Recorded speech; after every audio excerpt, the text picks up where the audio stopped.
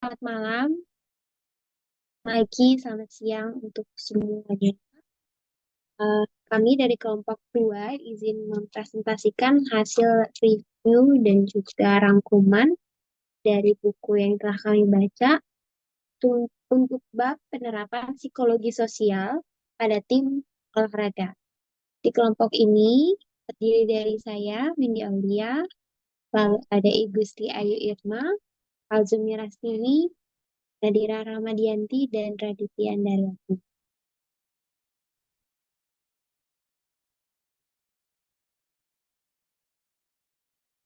Next slide.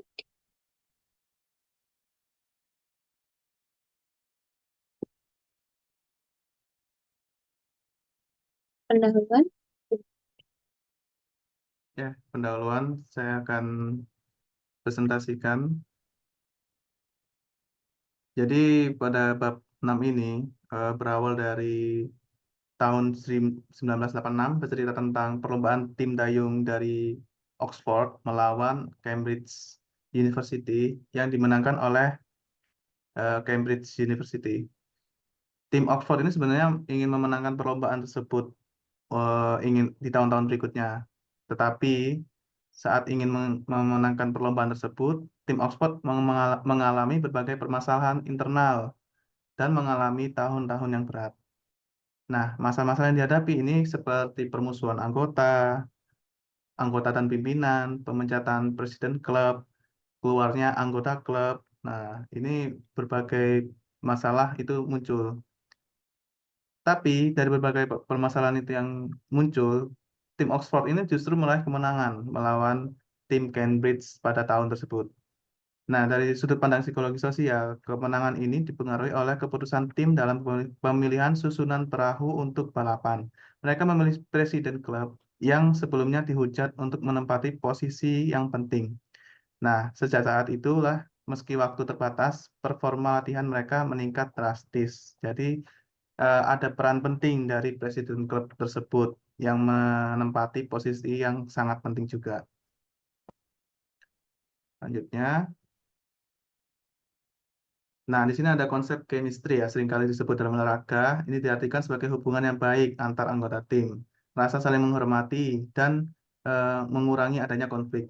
Performa tim tidak hanya ditentukan oleh kemampuan individu, tetapi juga oleh chemistry antar anggota tim. Nah, pada bab ini nanti menjelaskan cabang ilmu psikologi olahraga dengan mempelajari perilaku manusia dalam konteks olahraga. Fokus utamanya pada dinamika sosial internal tim olahraga yang sering disebut dengan chemistry. Bab ini juga menampilkan model yang menggambarkan faktor-faktor yang mempengaruhi performa tim, di mana chemistry berperan sebagai penghubung antara kemampuan individu dan hasil akhir, seperti kepuasan anggota tim dan kemenangan. Selanjutnya, dinamika tim. Di sini ada olahraga sebagai konteks yang memungkinkan peneliti untuk menggabungkan dan menyeimbangkan antara realitas dan kemampuan untuk dikendalikan. Kalau menurut Forsyth, tahun 99, kelompok memiliki ciri-ciri utama tertentu seperti pola komunikasi yang terstruktur, saling ketergantungan antar anggota, identitas bersama, serta peran dan struktur yang dapat dikenali. Tim olahraga apapun biasanya memiliki struktur yang kaya dan mudah dikenali. Mereka memiliki peran yang jelas dan disepakati bersama, yang menentukan harapan perilaku untuk setiap anggota, serta norma yang menentukan dan memperkuat perilaku apa yang dapat diterima di dalam tim. Ini seperti norma-norma yang sesuai di dalam anggota tim tersebut. Nah, sebagian besar penelitian psikologi sosial berfokus pada dinamika sosial dalam internal mereka. Dalam bab ini nanti yang akan dibahas tentang kohesi tim, pola komunikasi, kepercayaan diri, dan penetapan tujuan kelompok. Selanjutnya akan dibahas oleh Mbak Irma. Oke, terima kasih Mas Radit. Untuk selanjutnya kita akan membahas tentang tim cohesion. Menurut Karen DKK 1997, konsep kohesi sendiri didefinisikan sebagai proses dinamis yang tercermin dalam kecenderungan kelompok untuk bersatu dan tetap bersatu dalam mengejar tujuan instrumental dan atau untuk memenuhi kebutuhan afektif anggota. Rasa suka dan tidak suka antar anggota tim menjadi faktor utama yang mempengaruhi seseorang bertahan atau keluar dari tim. Kemudian karakteristik dari kohesi tim sendiri itu ada 3, yaitu multidimensional, di mana kohesi bukan hanya sekedar faktor tunggal, tetapi terdiri dari beberapa faktor yang saling terkait. Contohnya, pemain bertahan di tim menyukai rekan atau pelatih, atau kesempatan sukses lebih besar, atau tidak ada tim lain atau bayaran yang sesuai. Dinamis, kohesi dapat berubah seiring waktu. Contohnya, kemenangan tim dapat meningkatkan rasa suka antar pemain. Kemudian yang ketiga, afektif dan instrumental. Kohesi melibatkan perasaan emosional antar pemain, yaitu disebut afektif, dan tujuan bersama, yaitu instrumental. Hal ini menunjukkan 2 dimensi kohesi utama, yaitu kohesi sosial yang artinya solidaritas sebagai kelompok sosial, mementingkan kebersamaan di luar pertandingan, dan kohesi tugas, yaitu solidaritas dalam mencapai tujuan tim dan berfokus pada performa di lapangan. Selanjutnya,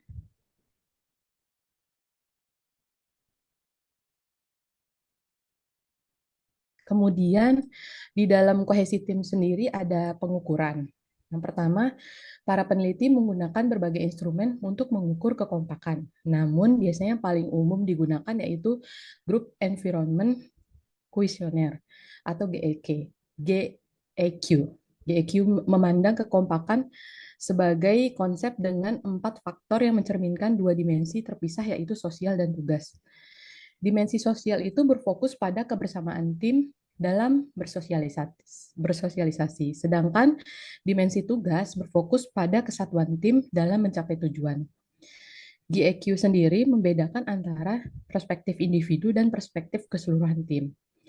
Kemudian di sini GEQ sendiri menghasilkan 4 faktor, yaitu integrasi kelompok sosial, yaitu persepsi tim tentang masalah sosial, integrasi kelompok tugas, yaitu persepsi tim tentang orientasi tugas, kemudian daya tarik individu terhadap kelompok sosial, yaitu persepsi individu terhadap tim sebagai unit sosial, dan daya tarik individu terhadap kelompok tugas atau persepsi individu terhadap orientasi tugas tim.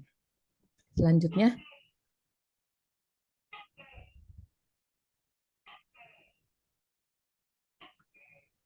kemudian kohesi sendiri itu kohesiveness adalah konsep yang tidak dapat dipahami terpisah dari input dan outputnya. Faktor individu meliputi kepribadian dan karakteristik demografis anggota tim. Peneliti menemukan bahwa kesamaan demografis tidak terlalu penting untuk kekompakan tim olahraga, melainkan sebaliknya, kebersamaan non-demografis cenderung ada keterbukaan diri dan motivasi berorientasi tugas dan dapat mempengaruhi kekompakan. Faktor sosial mempengaruhi kekompakan termasuk ukuran kelompok, gaya kepemimpinan, dan peran anggota. Peneliti menunjukkan bahwa kelompok yang lebih kecil cenderung memiliki kekompakan tugas yang lebih tinggi karena koordinasi tugasnya lebih mudah. Sedangkan kelompok yang besar cenderung memiliki kekompakan sosial yang lebih tinggi karena sumber dukungan sosialnya lebih beragam.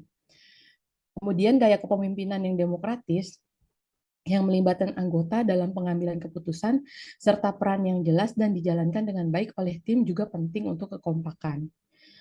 Selain itu, norma-norma intratim seperti norma perilaku dan produktivitas juga terkait dalam kekompakan tim.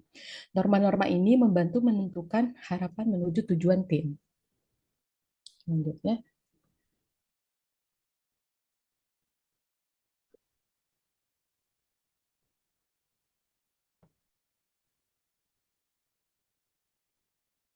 kemudian kohesi dengan kinerja. Peneliti menunjukkan bahwa anggota tim yang kompak cenderung bekerja lebih keras dan lebih sukses. Terdapat 2 jenis kekompakan tim, yaitu kekompakan tugas, di mana itu kesatuan tim dalam mencapai tujuan bersama, dan kekompakan sosial, yaitu kedekatan antar anggota tim. Peneliti menunjukkan bahwa kedua jenis ini, kekompakan ini berhubungan positif dengan performa tim. Kemudian kohesi dan hasil lainnya. Selain performa tim, kekompakan tim juga berhubungan dengan kepuasan dan kepercayaan diri anggota tim. Tim yang kohesif cenderung memiliki anggota yang lebih puas dan berkomitmen kepada tim. Tim yang kohesif juga cenderung lebih percaya diri dan memiliki interaksi yang lebih baik antar anggota tim. Namun, meskipun kekompakan tim dan kepercayaan diri tim cenderung memiliki hubungan timbal balik, kita tidak dapat secara langsung berasumsi bahwa variabel tersebut memiliki hubungan sebab akibat, apalagi menentukan arah sebab akibatnya. Selanjutnya.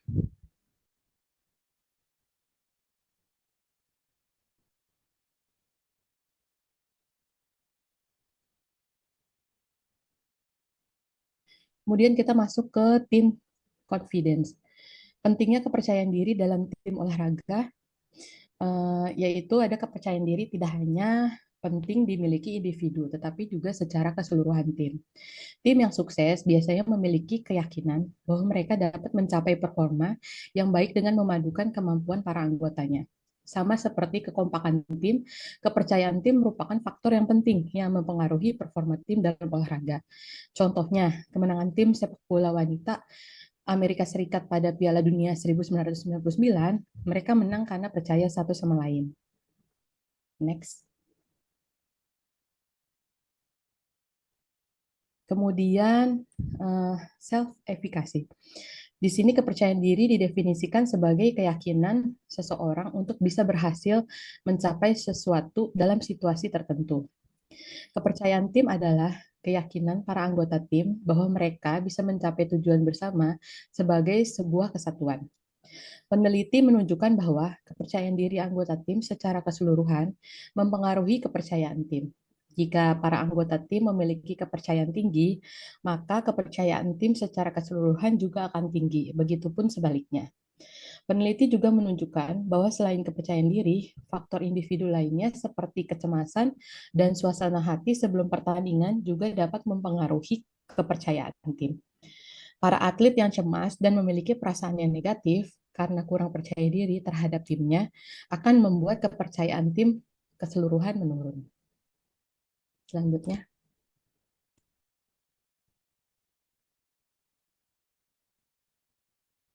Kemudian kepercayaan diri tim dan kohesi tim. Penelitian tentang hubungan antara kohesi tim dan kepercayaan diri tim menunjukkan bahwa tim yang memiliki kohesi tinggi, khususnya kohesi tugas, juga memiliki kepercayaan diri tim yang tinggi. Kohesi tugas ini terkait dengan persatuan tim dalam mencapai tujuan tertentu. Selanjutnya, kepercayaan diri tim dengan kinerja. Penelitian tentang pengaruh kepercayaan diri terhadap performa tim menunjukkan bahwa pengalaman sebelumnya merupakan faktor yang paling kuat yang mempengaruhi kepercayaan diri. Tim yang pernah menang cenderung akan lebih percaya diri untuk menang lagi di pertandingan berikutnya. Peneliti menemukan bahwa kecemasan tentang hasil pertandingan, harapan orang lain, dan performa mereka sendiri dapat menyebabkan shocking. Studi lain menunjukkan bahwa kepercayaan diri tim dapat diprediksi dari performa tim sebelumnya. Artinya, kemenangan tim akan meningkatkan kepercayaan diri tim. Para peneliti menyarankan agar pelatih dan atlet lebih fokus pada kepercayaan terhadap kemampuan kolektif timnya daripada menekankan kepercayaan diri individu untuk meningkatkan performa tim dan mengurangi kecemasan. Selanjutnya.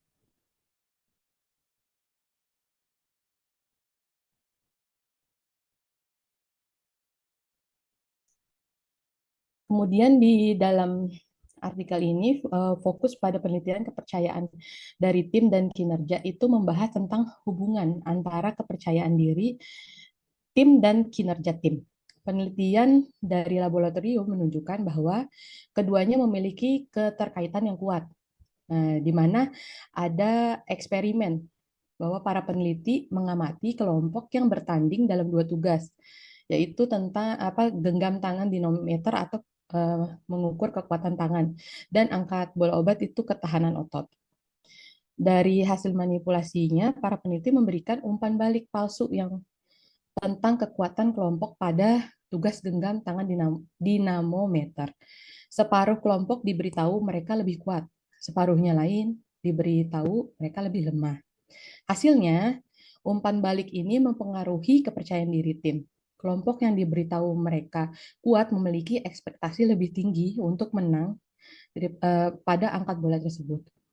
Dampak pada kinerjanya, yaitu kelompok dengan kepercayaan diri tinggi justru meningkat kinerjanya setelah kekalahan awal. Sebaliknya, kelompok dengan kepercayaan diri rendah menurunkan kinerja setelah kekalahan awal.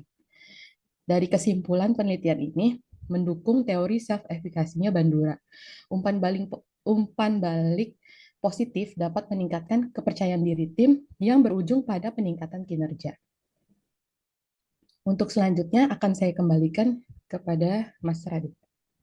Baik, selanjutnya adalah tentang komunikasi yang efektif. Ya, komunikasi ini sederhana tapi sering krusial ya, dalam mencapai tujuan bersama. Meskipun tim tersebut tidak bisa berbicara atau memberi sinyal, tapi tim tersebut harus tetap bisa berkomunikasi. Komunikasi tidak hanya kata-kata atau sinyal, tetapi juga mencakup kontak mata, bahasa tubuh, dan sentuhan fisik.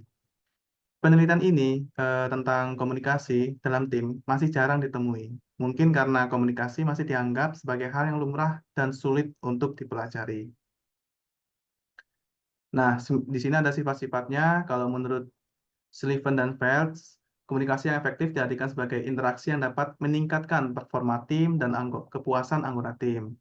Komunikasi sebagai proses simbolik di mana dua orang yang terikat dalam suatu hubungan saling menyediakan sumber daya atau menegosiasikan pertukaran sumber daya. Kemudian ada teori pertukaran sosial. Teori ini berasumsi bahwa semua interaksi adalah bentuk negosiasi dan pertukaran sumber daya yang dihargai oleh individu yang terlibat. Nah, di sini ada ciri utama seperti para individu saling bergantung, dan yang kedua, hubungan ini bekerja paling baik jika saling menguntungkan dalam jangka panjang. Teori pertukaran sosial juga berasumsi bahwa orang adalah aktor yang rasional atau aktor yang bisa menimbang keuntungan atau kerugian di dalam tim. Selanjutnya ada sumber daya komunikasi di dalam olahraga. Nah, ini ada Hanin mengidentifikasi 4 gaya komunikasi utama. Pesan yang berhubungan dengan perencanaan strategi atau teknik diberi label pesan orientasi. Sedangkan pesan antar rekan tim yang berfungsi untuk memotivasi atau memberi semangat anggota tim diberi nama pesan stimulasi. Diskusi yang berfokus pada penilaian permainan, kemampuan, atau usaha diberi nama pesan evaluasi. Sumber daya sosial lain yang telah diteliti termasuk menunjukkan pengertian dan penerimaan dan menunjukkan kepercayaan serta ekspresi kehangatan. Ada aspek nonverbal dalam olahraga. Menurut penelitian Kneidinger, pemain wanita ini lebih sering menunjukkan perilaku sentuhan dibandingkan pemain pria. Sentuhan maksudnya sentuhan fisik ya, baik menepuk pundak, menepuk punggung, dan lain-lain. Kemudian komunikasi dan kemampuan. Komunikasi dalam tim olahraga memiliki dua fungsi utama, yaitu tugas dan sosial. Kalau tugas berfokus pada hal yang berkaitan dengan performa tim, motivasi, strategi, dan teknik. Penelitian menunjukkan bahwa komunikasi tugas yang baik berhubungan dengan performa tim yang lebih baik. Komunikasi sosial berfokus pada aspek emosional tim. Komunikasi sosial yang baik juga berpengaruh terhadap performa dan kekompakan tim. Komunikasi antar anggota tim dapat berupa pesan verbal maupun nonverbal. Melalui interaksi berulang, tim dapat mengembangkan model mental tim yang berupa pemahaman bersama tentang tugas, keterampilan, taktik untuk mencapai tujuan. Mengoptimalkan komunikasi dengan mengembangkan bahasa bersama antar anggota tim dan melakukan latihan silang untuk saling memahami peran satu sama lain antar anggota tim. Di sini ada penetapan tujuan dalam tim. Penelitian pada adat individu menunjukkan pentingnya penetapan tujuan. Tapi penelitian tentang ini masih belum banyak dilakukan ya. Penetapan tujuan dalam tim memang kurang umum dibandingkan dengan atlet individu. Struktur berjenjang tim olahraga dan ketersediaan perangkat lunak statistika yang baru berkembang membuat setting goals ini, kelompok ini masih kurang menjadi populer dalam penelitian. Pentingnya penetapan tujuan dalam meningkatkan performa atlet, atlet dapat memiliki tipe-tipe orientasi tujuan yang berbeda, seperti outcome goal, performance goals, dan process goals. Meskipun orientasi tujuan berbeda, penetapan tujuan secara umum terbukti dapat meningkatkan performa. Tujuan yang efektif itu harus spesifik, realistis, dan menantang. atau juga perlu menetapkan jangka waktu untuk pencapaian tujuan baik jangka pendek maupun jangka panjang. Evaluasi dan umpan balik sangat dianjurkan untuk menetapkan tujuan.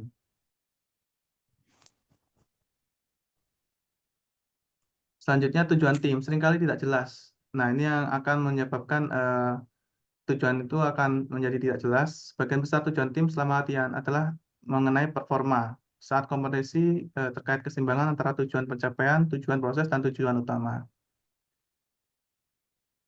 Nah, kalau protokol untuk 4 prinsip, ini ada penetapan target untuk tujuan tim, pelatih mengingatkan pemain tentang tujuan tim, kemudian kalau evaluasi, pemberian umpan balik, dan evaluasi ulang efektivitas tujuan tim. Nah, tujuan tim ini memiliki persepsi kohesi tim yang lebih tinggi, jadi harus ditetapkan tujuan timnya. Fokus intervensinya di sini adalah tujuan tim terhadap prosesi kekompakan pada pemain basket putri setelah ini penelitian tentang basket putri ya ada hasilnya yang ditemukan bahwa ini akan meningkatkan persepsi kekompakan yang jauh lebih tinggi jika dihadapkan intervensi yang tidak memiliki tujuan tim yang solid seperti itu. Nah, tujuan tim yang stabil ini akan menjadi lebih berefek akan meningkatkan kemenangan tim dibandingkan tim yang tidak memiliki tujuan. Terus selanjutnya akan dilanjutkan oleh Kak Rastiwi.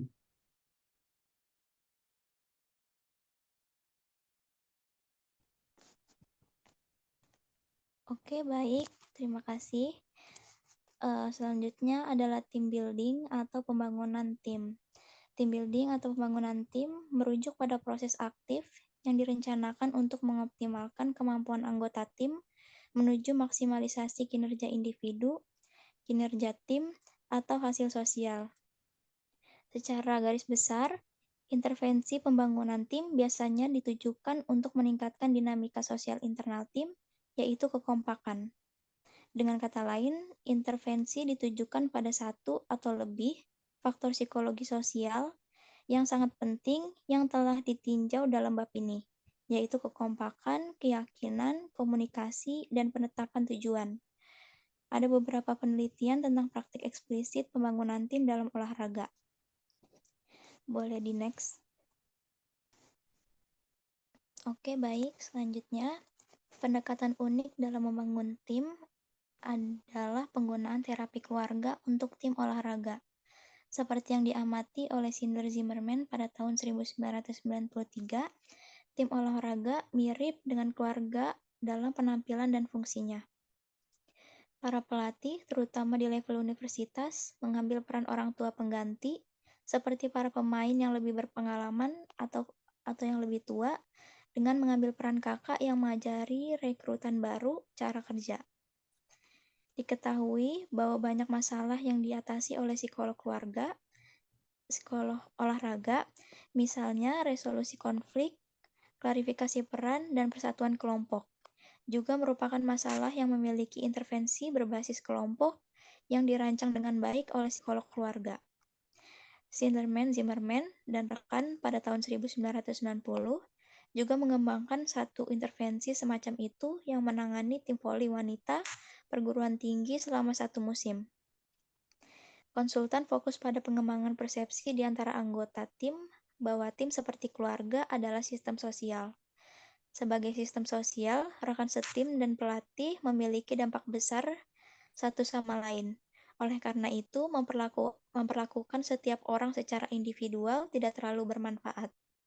Dengan tujuan ini, salah satu strategi intervensi melibatkan anggota tim untuk mendiskusikan masalah, seperti penamaan dan ritual, termasuk makna yang disampaikan. Penggunaan terapi keluarga dalam membangun tim olahraga membawa pemahaman bahwa tim adalah sistem sosial seperti keluarga. Dalam pendekatan ini, pentingnya dinamika sosial internal tim seperti kekompakan, komunikasi, dan peran yang jelas ditekankan. Strategi intervensi melibatkan diskusi masalah-masalah tim, perubahan pola interaksi yang merugikan, dan pemahaman bahwa pengaruh antar anggota tim dan pelatih sangat signifikan. Intervensi ini ditujukan untuk memperbaiki konflik, kekompakan, dan rasa percaya diri tim, dan diuji coba dengan sukses pada tim voli wanita perguruan tinggi. Selanjutnya akan dilanjutkan oleh rekan saya, Kak Windy.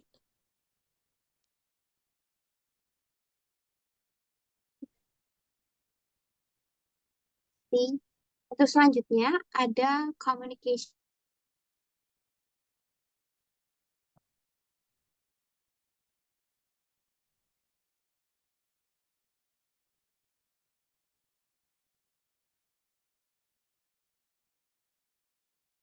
Sama para atlet. Sullivan berpendapat bahwa komunikasi tim tampaknya mempengaruhi performa secara tidak langsung melalui kekompakan tim. Semakin terbuka komunikasi antar anggota tim, maka rasa kebersamaan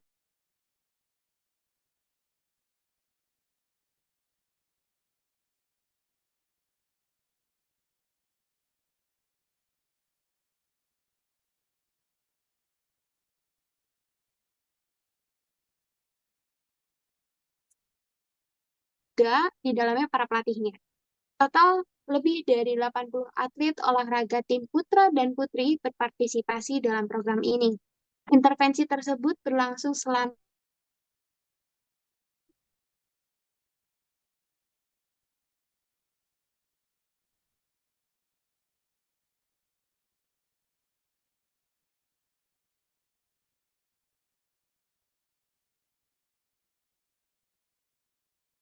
praktiknya berhasil meningkatkan kesadaran anggota tim tentang keterampilan komunikasi mereka sendiri. Kesimpulan tersebut merujuk dari pernyataan oleh para atlet.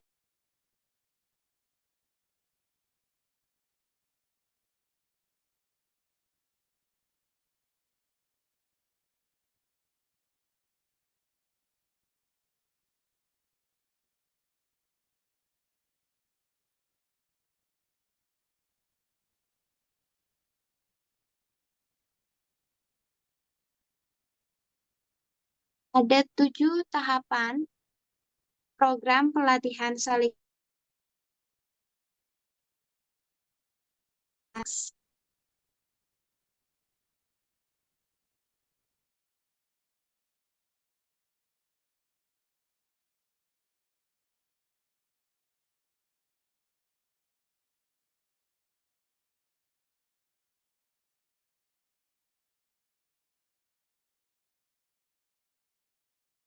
itu rekan satu tim membuat daftar keterampilan mendengarkan yang baik dan panduan untuk menerapkannya.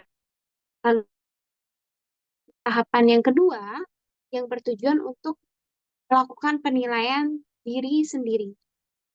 Aktivitasnya itu di detailnya rekan satu tim berbagi dan mengomentari penilaian kepribadian yang telah diisi oleh diri sendiri.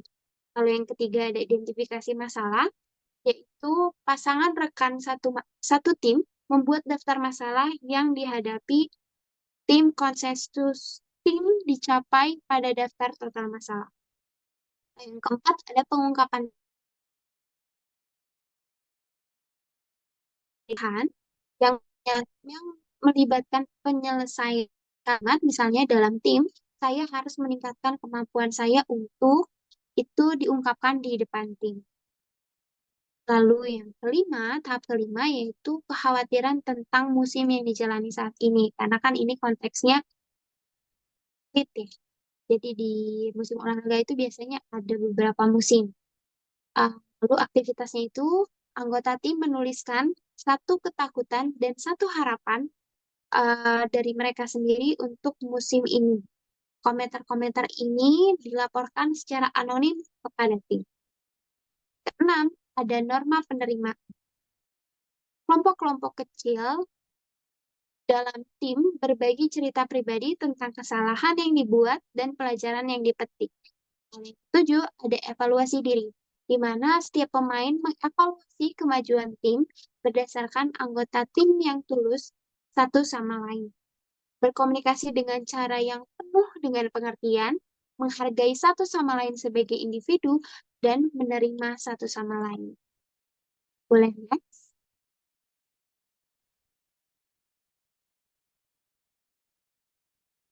Selanjutnya ada culture capsule. Aktivitas olahraga sendiri telah menjadi aspek penting dari setiap budaya yang ada di dunia ini. Dan olahraga itu tidak memiliki batasan nasional atau sosial. Secara teoritis, orang akan berharap bahwa tim-tim dalam masyarakat dan budaya yang berbeda bisa beroperasi atau olahraga dengan cara yang sama dalam hal konstruksi psikologis. Kognisi sosial berupa kepercayaan diri tim diharapkan memiliki pengaruh yang sama dalam membangun berbagai jenis olahraga.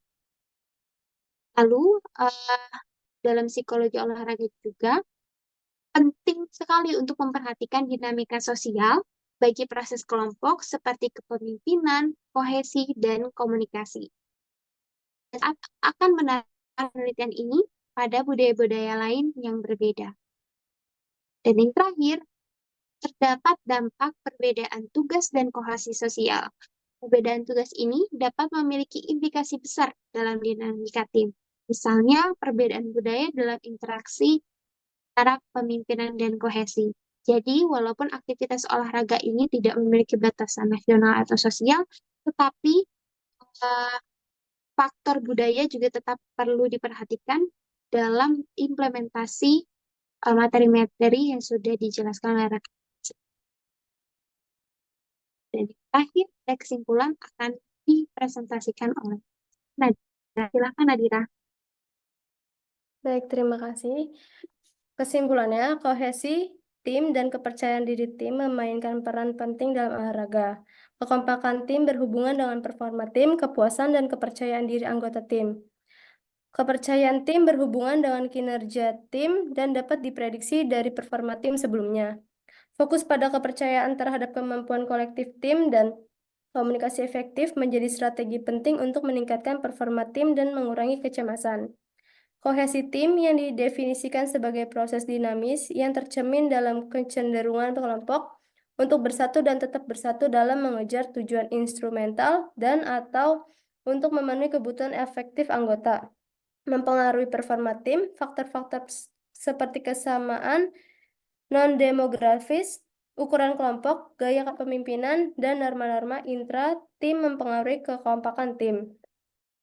Tim yang kohesif cenderung memiliki anggota yang lebih puas dan berkomitmen terhadap tim, serta memiliki interaksi yang lebih baik antar anggota tim. Boleh next?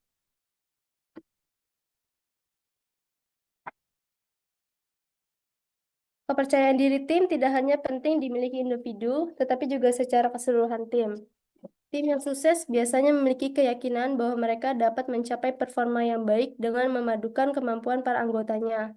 Kepercayaan tim adalah keyakinan para anggota tim bahwa mereka dapat mencapai tujuan bersama sebagai sebuah kesatuan.